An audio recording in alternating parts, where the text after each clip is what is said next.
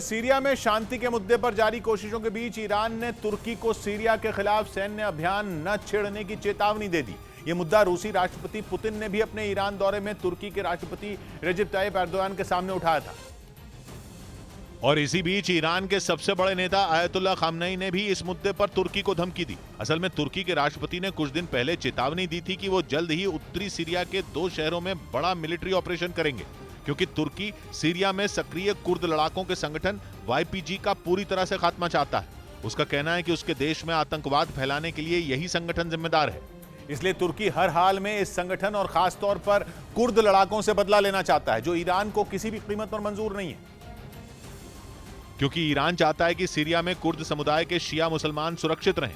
वैसे कुर्द समुदाय में अधिकतर सुन्नी मुसलमान हैं, लेकिन ईरान और सीरिया ऐसे देश हैं जहां शिया मुसलमान भी इस समुदाय का हिस्सा हैं। ऐसे में अगर तुर्की उन पर हमला करता है तो बड़ी संख्या में शिया मुसलमानों की भी जान जा सकती है। यही वजह है कि ईरान के सबसे बड़े नेता आयतुल्लाह खामनेई ने तुर्की को चेतावनी दी। उन्होंने 2 टूक कहा कि सीरिया पर हमला तुर्की और इस पूरे क्षेत्र के लिए खतरनाक साबित होगा। उनके मुताबिक सीरिया पर सैन्य हमला आतंकियों को ही फायदा पहुंचाएगा, क्योंकि आतंकी सिर्फ एक समूह से नहीं जुड़े हैं।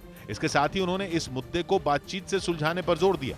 और ईरान की तरह रूस भी नहीं चाहता कि सीरिया में तुर्की किसी भी मिलिट्री ऑपरेशन को अंजाम दे, क्योंकि सीरिया की बशर अल असद सरकार के साथ रूस खुलकर खड़ा है। मतलब ये कि तुर्की की इस धमकी के बाद ईरान और रूस दोनों सीरिया के साथ मजबूती से खड़े हैं। कहा तो ये भी जा रहा है कि पुतिन ने खुद इस मामले में मोर्चा संभाल लिया है, साथ ही तुर्की को भी जवाब देने की तैयारी शुरू कर दी गई है। खबर है कि सीरिया में तुर्की के किसी भी हमले से निपटने के लिए रूस वहां अपने सैनिकों की संख्या में इजाफा कर रहा है। पश्चिमी मीडिया ने तो ये तक दावा किया था कि रूस ने सीरिया में सुखोई समेत अपने सबसे खतरनाक हेलीकॉप्टरों की भी तैनाती कर दी है।